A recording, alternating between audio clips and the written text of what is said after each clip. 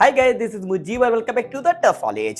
सो guys, spoken English की इस video में आज हम सीखेंगे यूज्ड टू और बी यूज्ड टू का यूज, जो कि काफी ज्यादा इंटरेस्टिंग टॉपिक है।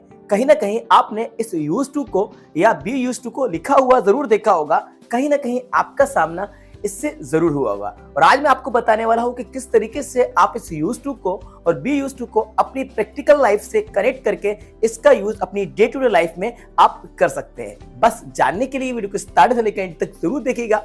वीडियो आपको पसंद आए तो लाइक कर दीजिएगा, यदि चैनल पर नया है तो चैनल को सब्सक्राइब भी कर लीजिएगा। So let's get started.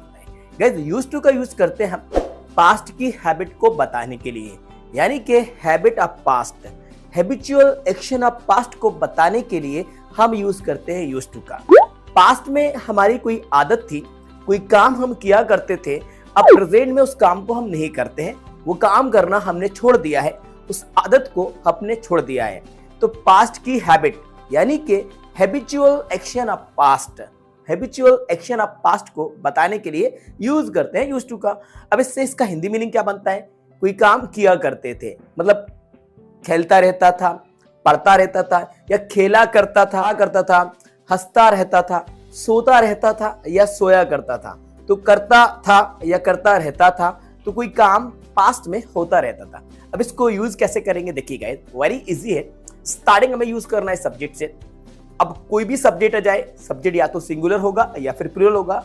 So we have to use to with all subject, यानी कि ऑल सब्जेक्ट के साथ आपको यूज टू लगा देना है। स्टार्टिंग सब्जेक्ट से करेंगे, देन हमें यूज करना है यूज टू, देन वर्ब की फर्स्ट फॉर्म का यूज करना है, इसके बाद हमें ऑब्जेक्ट का यूज करना है। ठीक है, पहले हम अफर्मेटिव को समझते हैं, फिर इसके बाद मैं आपको नेगेटिव और इंटरोगेटिव भी बताऊंगा, और साथ में इसी वीडियो में आपको बी यूज टू का यूज भी सिखाने वाला हूं कि बी यूज टू का यूज कैसे करते हैं। वो कंसेप्ट भी आज मैं आपको इसी वीडियो में क्लियर करने वाला हूं, बस वीडियो में बने रहिए। देखिए, जैसे कि वह पढ़ता रहता था, वह पढ़ता रहता था यानी हम उसकी हैबिट बता रहे हैं, हैबिचुअल एक्शन ऑफ पास्ट को बता रहे हैं कि पास्ट में उसकी पढ़ने की आदत थी। वह पढ़ता रहता था, कैसे बनेगा? He used to study, he used to study. वह सोता रहता था, वह सोता रहता था, तो कैसे बनेगा? He used to sleep, he used to sleep. तो ही के बाद हम लगाएंगे यूज्ड टू स्लीप। वह फिल्में पसंद किया करता था, he used to like movies, he used to like movies. वह सोचती रहती थी, देखो ये भी पास्ट की हैबिट है, वह सोचती रहती थी। She used to think, she used to think. तुम हंसा करते थे, यानी कि तुम हंसते रहते थे। इसको कैसे बनाएंगे? You used to laugh, you used to laugh. वह मुस्कुराती रहती थी, ये भी हैबिट है, वह मुस्कुराती रहती थी। She used to smile, she used to smile. मेरे पापा टेनिस खेला करते थे, my father used to play tennis, My father used to play tennis. Okay, तो इस तरीके से हमने यूज टू का यूज किया पास्ट की हैबिट को बताने के लिए। इंग्लिश टू इंग्लिश भी आप बस सब्जेक्ट को लगाइए और यूज टू। देखो, अपनी हैबिट को बताने के लिए आप क्या करेंगे? I use to study, I use to go to school, I use to go to coaching, I use to learn English, I use to speak English, I use to write, I use to come. इस तरह से आप बना लेंगे। We use to, they use to, he use to, anybody use to. Okay, अब बात करते हैं हम नेगेटिव सेंटेंस की। तो गाइस, नेगेटिव में आपको करना क्या है? देखो, नेगेटिव में हमें ऑल सब्जेक्ट के बाद हेल्पिंग वर्ब डिड का यूज करना है, देन हमें लगाना है नॉट। अब इसके बाद यूज टू अकेला आएगा, इसमें से डी हट जाएगा। तो subject did not, use to, then V1, then object का यूज करके सेंटेंस को नेगेटिव बनाएंगे। जैसे कि वे नहीं पढ़ता था, वे नहीं पढ़ता था, तो he did not use to study, he did not use to study. वे नहीं खेला करता था, वे नहीं खेला करता था। He did not use to play, he did not use to play. वे यहां नहीं आया करती थी, वह यहां नहीं आया करती थी। She did not use to come here, she did not use to come here. हम वहां नहीं जाया करते थे। अब कैसे बनाएंगे?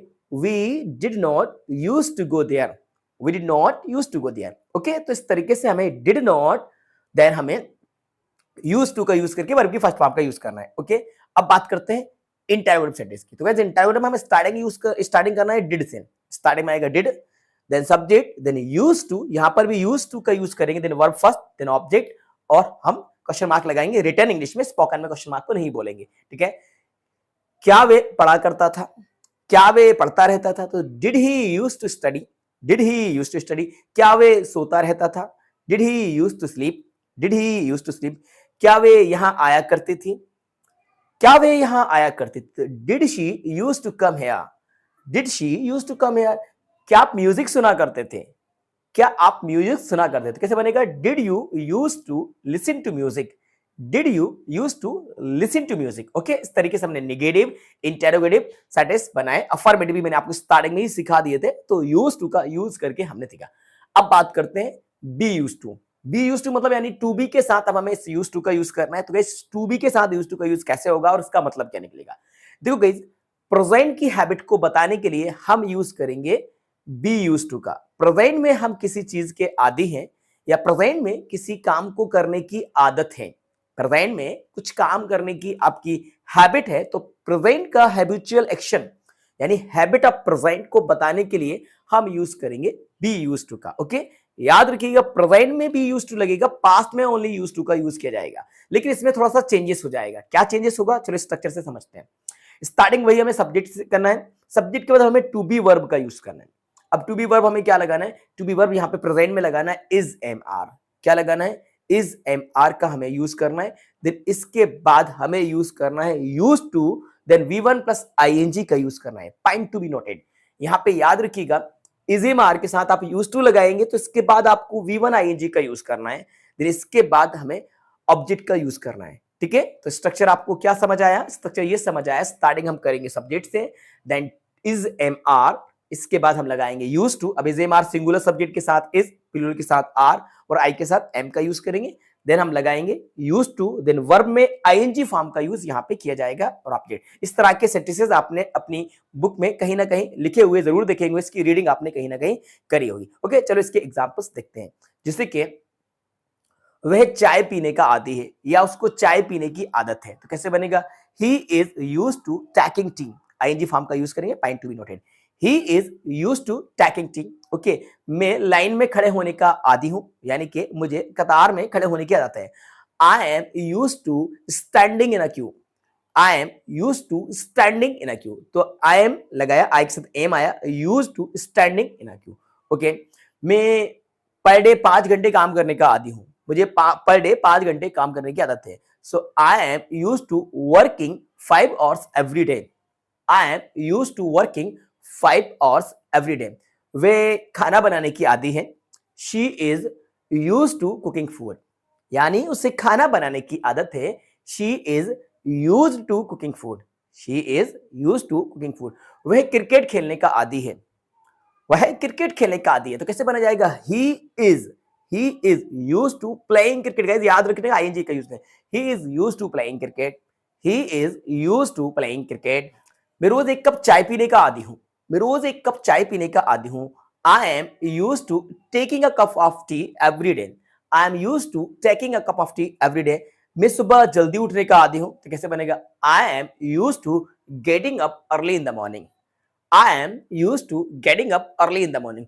ओके गाइस, तो इस तरीके से आप यूज टू का यूज करेंगे पास्ट की हैबिट को बताने के लिए, और टू बी के साथ यूज टू का यूज करेंगे प्रेजेंट की हैबिट को बताने के लिए। गाइस ये टॉपिक काफी ज्यादा इंटरेस्टिंग था। अब आप इसको अपनी प्रैक्टिकल लाइफ से कनेक्ट कीजिएगा, प्रैक्टिकल लाइफ में आप इसका यूज कीजिएगा।